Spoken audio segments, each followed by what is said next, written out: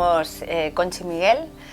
Tenemos 2 niños de 15 y 10 años. Esta es nuestra segunda residencia desde hace 12 años.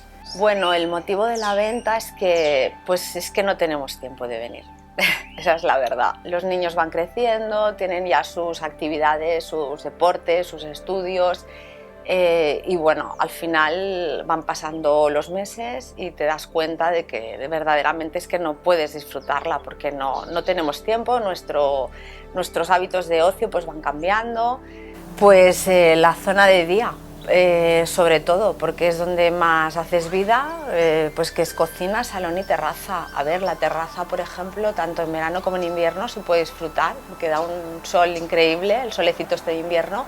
Hicimos un porche de cristal que entra el sol hasta medio comedor.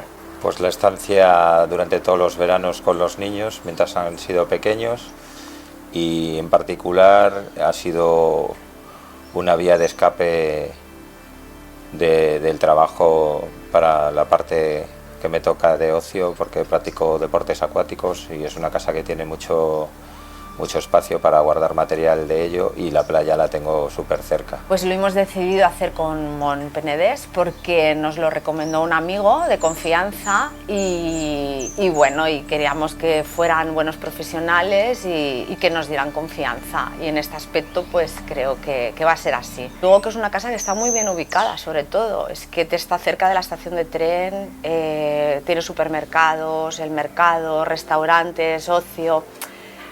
Y luego la zona comunitaria que tiene para los críos, la piscina.